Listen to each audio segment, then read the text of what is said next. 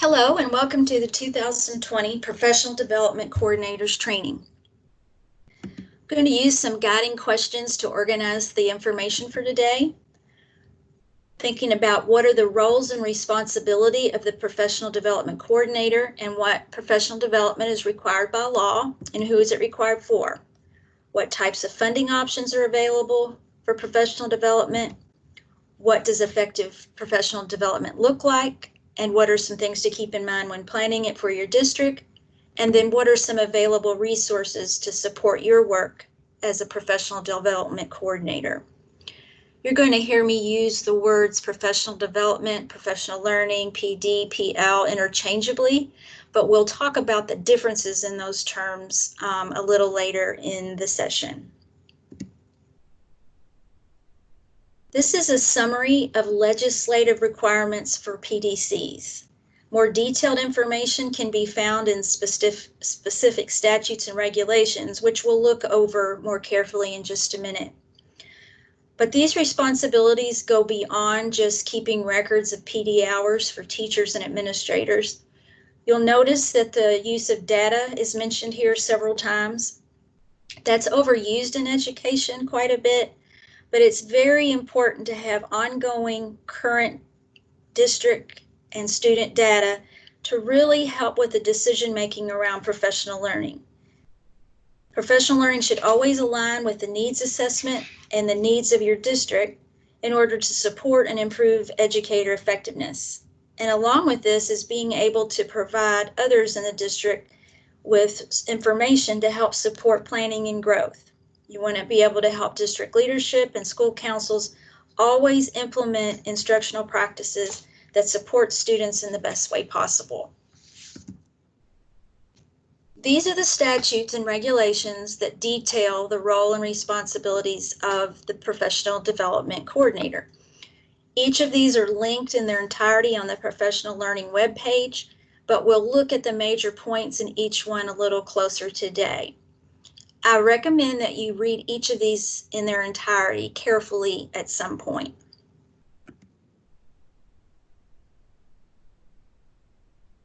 This regulation has several sections that explain the job requirements and duties of the PDC, as well as what the program should look like, the requirement for having a process in place, and then there is some other language in there regarding fiscal requirements and a few things regarding classified staff. But the major points include having a process in place as the annual plan is developed. And that includes these four things. First and foremost is always starting with a needs assessment. So as that needs assessment is put together, make sure there is input from all shareholders, and this does include parents and community members. Be sure that that data is analyzed and then included when working on district and school improvement plans.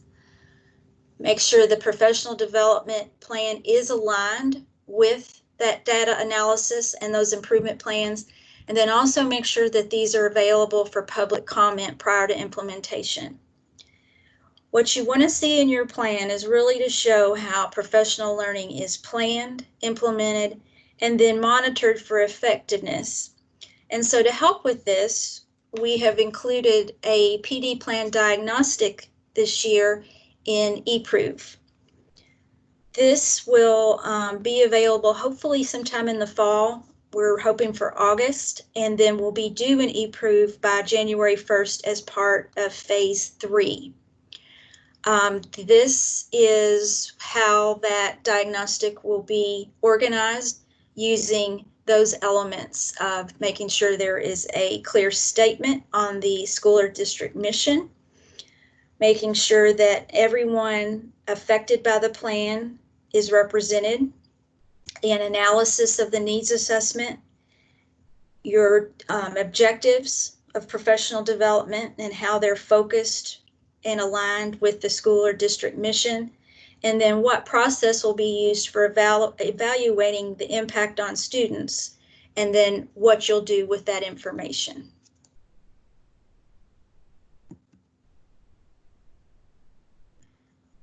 This statute defines what the professional development program should do, and that is to be sure that it is related to either teacher content or the administrative responsibilities, that it does align with the needs assessment and also state academic standards.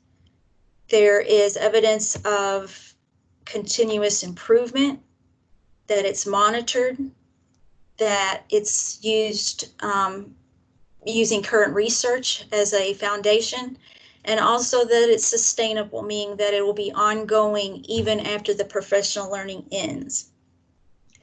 You'll notice here that the school councils and districts need to give these things priority in terms of what will increase teachers' understanding and instructional methods.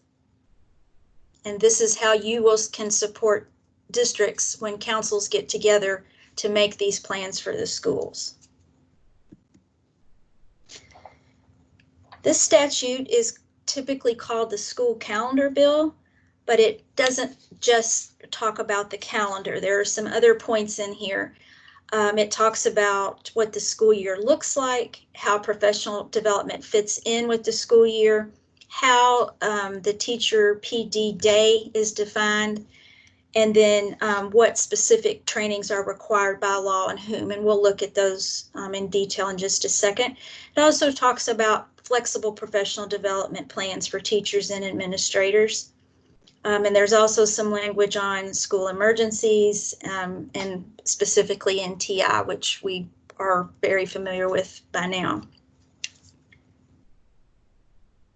So this is where the 24 hours of PD come from. A lot of time teachers will ask, where did this come from? And this is the legislation that regulates this.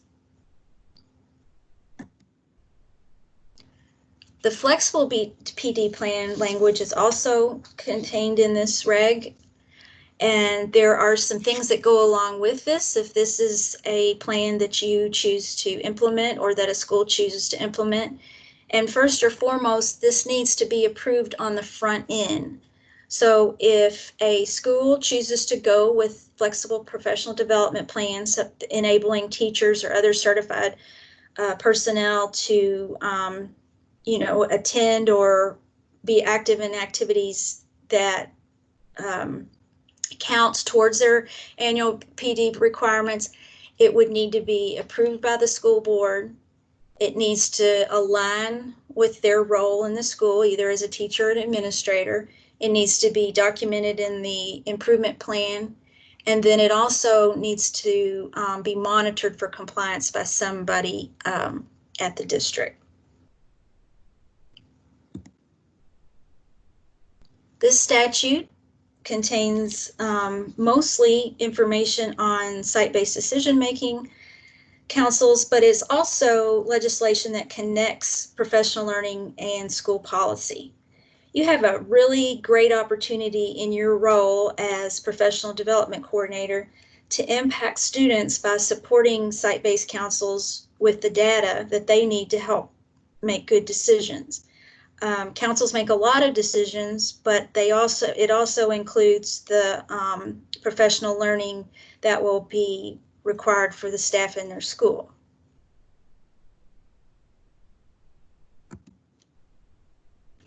If you've ever wondered what ELA means, it's Effective Instructional Leadership Act.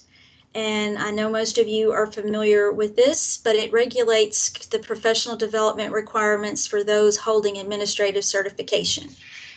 Your big part of your role here is supporting administrators in managing these records, but also reporting to KDE if an administrator fails to complete the hours before August 30th. There is a form on the ELA webpage where this can be reported, and then we will certainly work with that individual to make sure they get the hours and things that they need to keep their certificate current. All information around professional development, meaning the hours and certificates and whatnot, need to be kept on file for at least 3 years by each district. And if someone in the district changes jobs to another location, you are asked to make sure that that information travels with them. So now I'd like to take a look at the professional development experiences that are required by law. They are listed here, but I also want to point out that your district has the authority and may require additional trainings in addition to this. So be sure to check individual district policies for clarification on that. Active shooter training is a requirement and requires all school district personnel that have direct contact with students to do this on a yearly basis.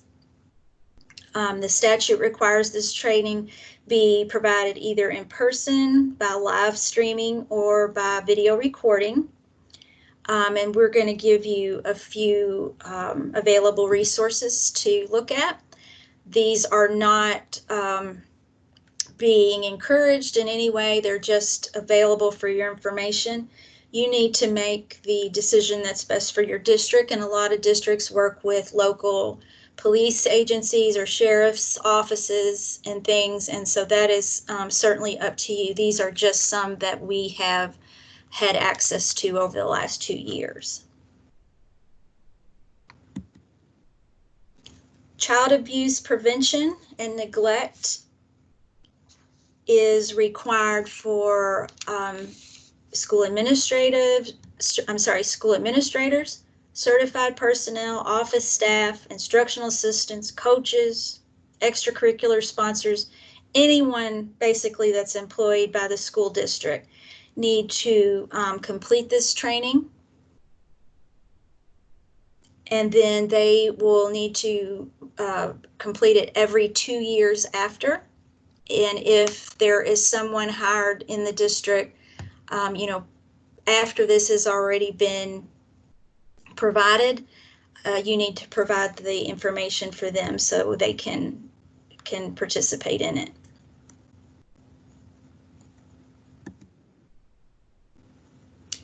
Seizure disorder training is a requirement for principals, counselors, and teachers, but it is considered self-study. So it is outside of what can be considered PD credit, but it is still a requirement, but it is not done annually. It's just a one-time training. The District Health Coordinator's Briefcase webpage has several really nice training opportunities on there specific to seizure disorder.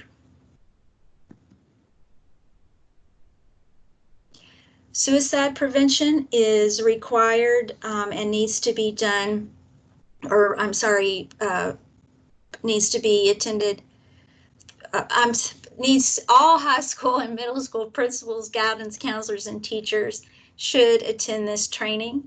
And it is done every year. It can be done in person or virtually. And again, if a staff member is hired prior to the training, the district needs to make these materials available for the new staff member.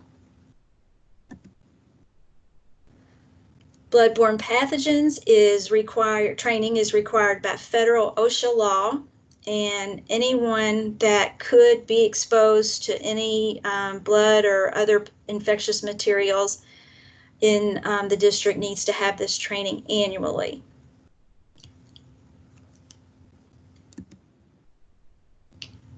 Physical restraint and seclusion training is a part of the bigger overall positive behavior intervention and support.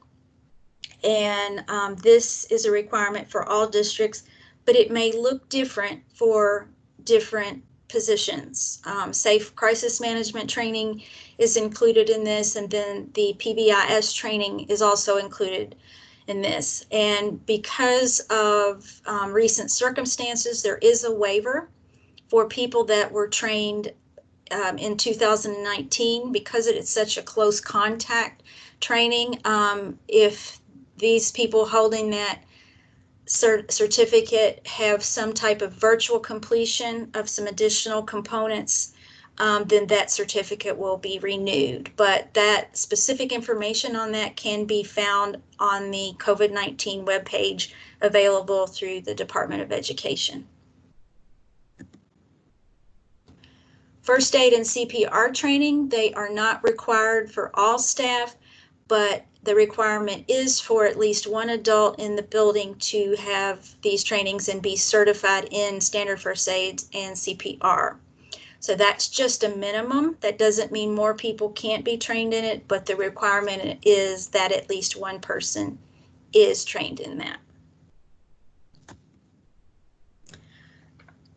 This poster is on the Child Abuse and Neglect website, and it is requirement to be posted in the school or any public school where it can be, the numbers can be seen by students. That can be found on the web page, and that address is there on the slide, and I will have that at the end as well.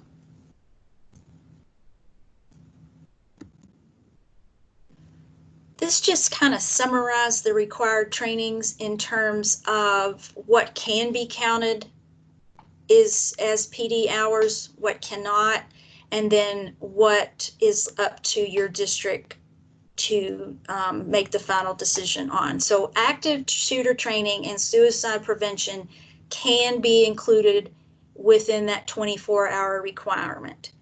The seizure disorder training needs to be done outside of that, but the others are up to the district. So if it's done during a teacher contract day, meaning usually opening day or something like that, then the teachers cannot get credit for it because it's done during a contracted day.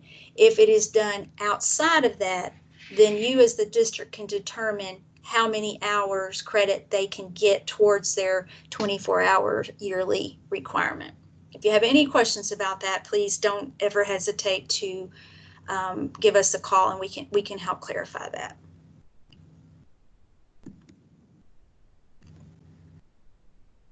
So the next section talks about funding options for professional learning.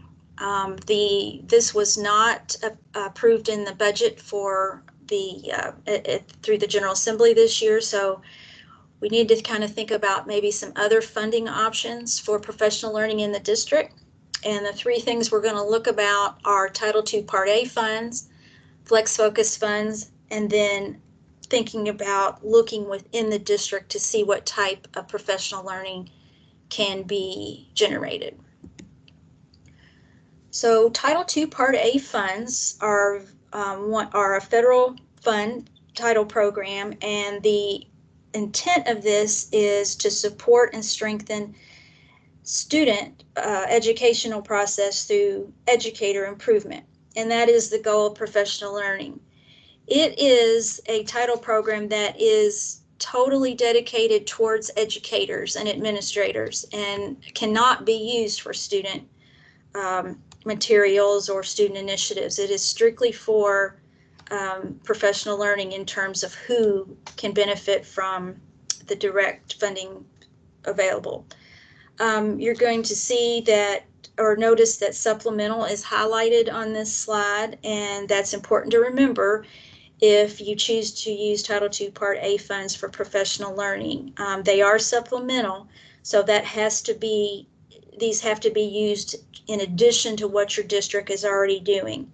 So if you think about the required trainings we just talked about, you could not use Title II Part A funds to pay for any of that because they're required by law. It's a normal district function. These funds are used for things done above and beyond what the district already does, and they also need to align with the professional learning needs that are mentioned in your district improvement plans. So thinking a little bit more closely about supplement, not supplant, it's pretty simple definition, but it generally just means, you know, you're doing something in addition to instead of replacing it. When you think about using Title II funds for professional learning, you can ask yourself a couple of questions to help know if it's supplemental or maybe supplanting. And the first one is it a reasonable expense? Is what you want to fund with this practical and realistic? The second thing to think about is allocation. Is it, are the funds going to be distributed for a particular purpose? Will that purpose benefit your professional development program? And are the funds being distributed proportionally? The next thing to ask yourself is this necessary? Is the activity or professional learning experience you want to fund essential for implementing a needs-based activity? And then also make sure you document all professional learning experiences if they're funded with Title II Part A funds. There needs to always be clear data associated with what your district is using the funds for in terms of professional learning. So these are kind of the five buckets, if you will, for Title II Part A, and professional learning is certainly one of those, and there are criteria involved with that, and they are these: that the professional learning opportunities are needs-based, they are job-embedded, sustainable, evidence-based, classroom-focused, and then we have, again, data-driven. These are federal requirements that any professional learning opportunity funded with Title II Part A funds must meet this criteria and be aligned with that.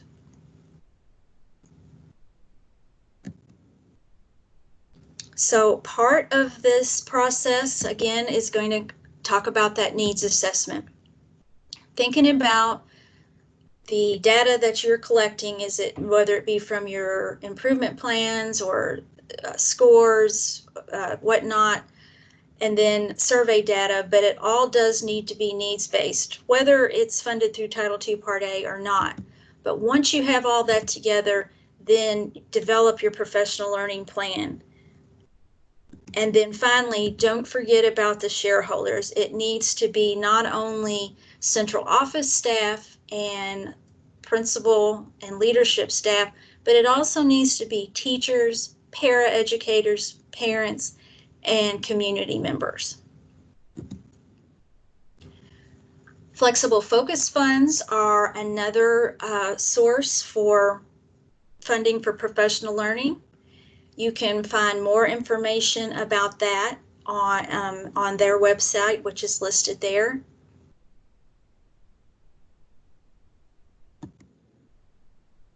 And then finally, on funding, I'd like to talk to you a little bit about local resources.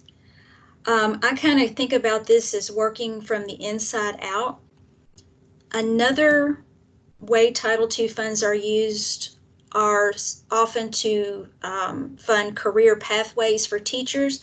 This is typically, instructional leadership or content leadership for those for educators that want to progress in their career and learning, but don't necessarily want to leave the classroom. And it's highly likely that staff in your district have benefited from this at some time or another in terms of professional growth and practice. So as I have mentioned over and over, the use of data, when you collect that data, it can also help you discover and identify staff member strengths within the district. So invite teachers and others in your district to share their expertise with others. This may be collaborating with you in terms of designing professional learning. It may be them leading and facilitated professional learning in their areas of expertise. But giving them the opportunity to share their knowledge with others is a way to help them grow, but help others grow and learn from them. Also, look a little bit beyond your district. You may work side by side with other districts or other counties, and technology has certainly opened a lot of doors for us, putting less distance between locations. So if you've networked with someone else, a colleague in another district, and are aware of some things they're doing invite them to your district, and on the flip side of that, let them know about the expertise that you have in yours. I also want to remind you about the regional cooperatives that are located throughout Kentucky, and they offer so many wonderful professional learning experiences. So these are just a few options that could benefit your district with little or no cost involved.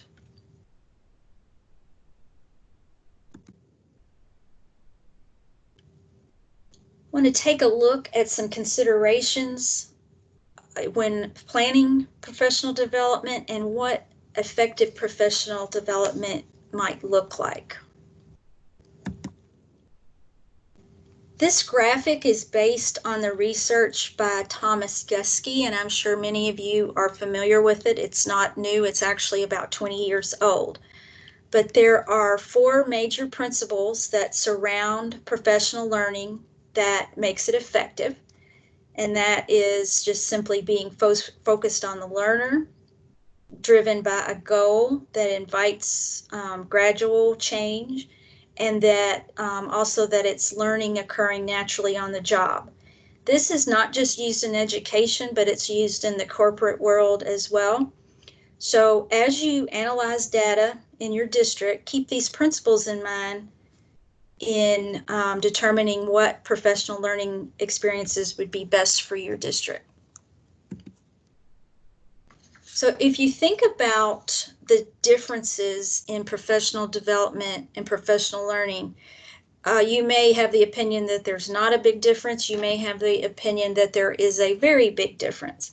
And there are several different thoughts on this, but I've just gathered a little research to kind of talk about the distinction, and mainly what I have found through reading and other resources is that professional learning it takes on the characteristic and ideas and goals of professional development, but the change in the actual language, it reflects more the interactive nature of learning than development.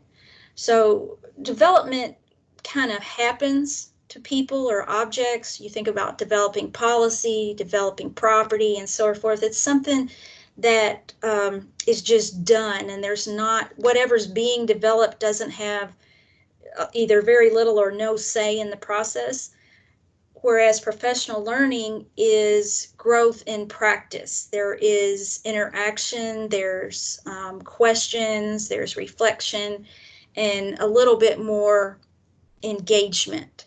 So it is actually considering the object as the learner and not just something that needs to be taught, if that makes any sense.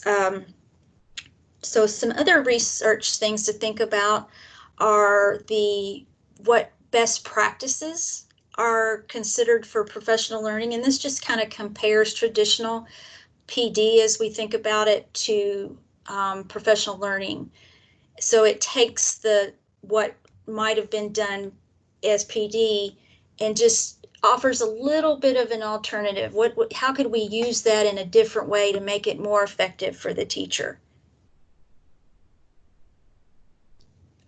So workshops and conferences and short-term events that we traditionally think of as professional development showed that it had less impact on teacher learning and then teacher practice than professional learning activities that were considered more of a study group or maybe even a mentoring role. And also the duration of the span had a lot to do with it, whereas traditional PD usually was kind of a one and done type of format, whereas professional learning is ongoing. There's support there. There's an opportunity for feedback, and the facilitator typically will follow up with the participant in some way or another. And going back to the regulation, this is how this Kentucky defines professional development. And you can see there that a lot of the language in the professional learning terminology is also included in Kentucky regulation.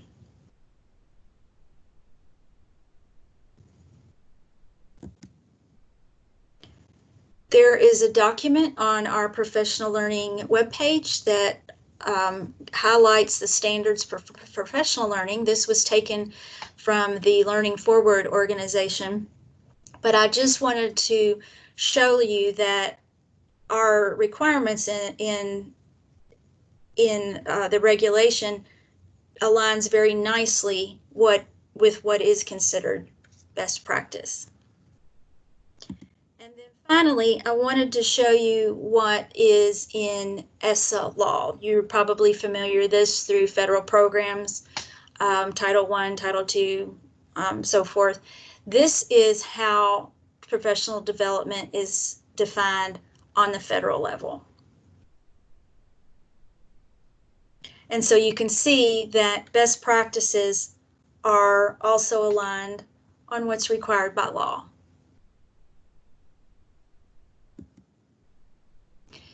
So the last part of this session is going to be about resources available to you through the Department of Education. That is just a very small screenshot of our professional learning webpage that is under construction even as we speak, and we hope to have this updated and a little more with some more resources by the end of the month. But you'll notice that there is the link for the professional learning standards is on there. A link to ELA is on there, and also to the child abuse and neglect page. There is an updated document that lists all the required trainings that were mentioned earlier. And then this is on the side of that page, and I want to draw your attention to the professional learning bulletin board and give you a little information about that. But before I do, please note that this is where you can find all of those statutes and regulations linked in that were mentioned earlier. And again, I really encourage you to open those up and read them from start to finish. The Professional Learning Bulletin Board is a resource that has been around for a few years, and we have really had an opportunity to utilize it in a positive way over the last couple of months since online PD has been in such a high demand. This is just a screenshot of what it looks like, but it is a platform where providers can post upcoming sessions, and it's anywhere in the state, and we actually do have some out-of-state providers that post on here as well. It's not being really promoted or anything through the Department of Education, but again, it's just a platform to post information. So there are two sections to the bulletin board. One lists sessions that just occur once. So you can see a few that are here. You know, this meeting that student needs in math through problem solving is going to be held on the 23rd by PIMSR. It tells you who the audience or who it's targeted for, if ELA credit is attached to it or not, the location, whether it's online or in person, and then if any costs are attached to it. If this were the live page and you scrolled down further, you would see this, and I definitely wanted to point this out, and these are all what we call on-demand professional learning opportunities, meaning they're available from July 1st through June 30th, typically, unless you know, someone asks for it to be pulled. This is just a screenshot. There are about 40 available professional development opportunities on there right now, and I get one or two a week, and I think that will pick up again as we head into August. But I have a request for all of you that are watching this, and that is, if you have a professional learning opportunity in your district that you feel comfortable sharing with others, I would ask that you consider posting it on here so that others in the state can benefit from all the great things that you're doing in your district. It's, again, with technology and things, we've really seen a lot of innovation on how we can work with others that may be, 200 miles away. So please use this as a resource, but also consider contributing to it if you have something in your district that you feel comfortable sharing. This is the KDE COVID-19 resource page, and I just wanted to look at this for just a minute and highlight a few things on here. You can go straight to this through Google if you just did KDE COVID or whatnot, and it is linked in just about every document in state government right now. It has information on teaching and learning, and of course other things as well, but for our purposes that's what we want to look at. So if you were to click on this is how it would look.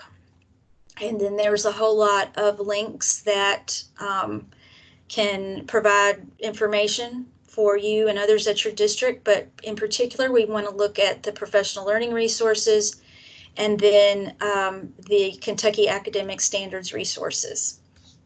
The professional learning resources we've looked at, but there are also, there is another list of links and things here that have professional learning opportunities or suggestions for many different looks of that.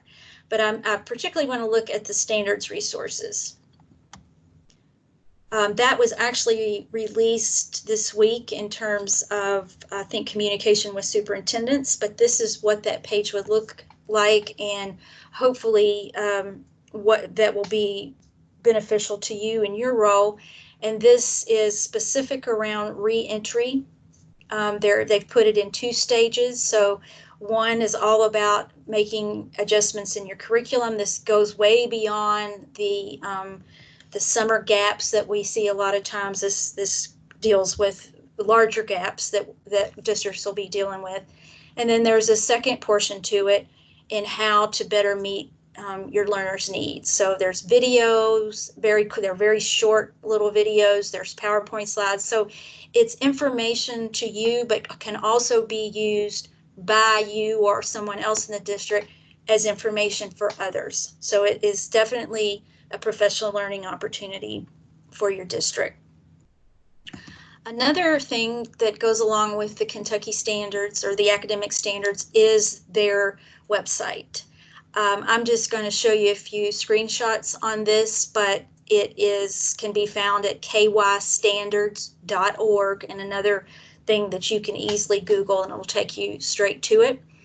But there are resources on here specifically on helping people, staff members, understand and the standards in a little bit better way, and then also helping with support them instructionally as they implement these in their classrooms. So this is the way that it looks. You have just some standard topics over here on the left, and you'll notice here that there are professional learning modules available, and then these on the right are content specific.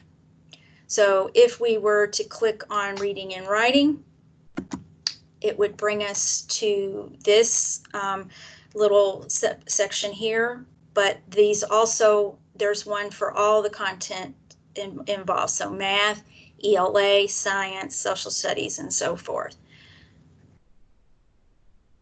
There are guidance documents, there are modules on rolling these out, there are modules on interpreting the standards, a lot of very valuable information in there.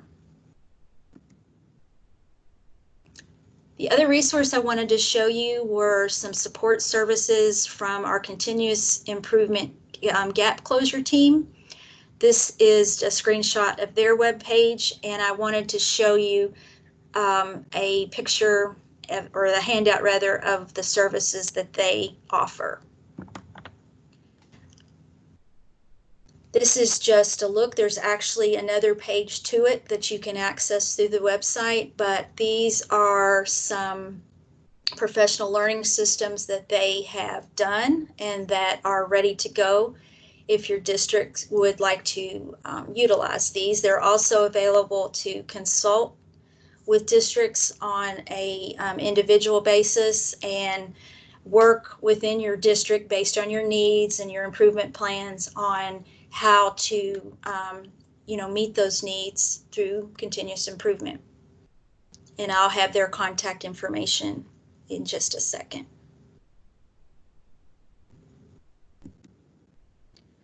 So that is the conclusion of this training. I appreciate you taking the time out of your day to listen. I hope that it has been helpful, and your feedback is very, very important to our office. So you can access a survey. This also will activate ELA credit for those of you that need it. So you can either use the QR code or the link at the bottom of the page. And again, we would really appreciate your feedback. Here are the websites of the resources that were mentioned. And again, these are not all inclusive. There are certainly others, but we today just wanted to focus on what was currently available through the Department of Education. Thank you for attending, and we look forward to working with you through the new school year.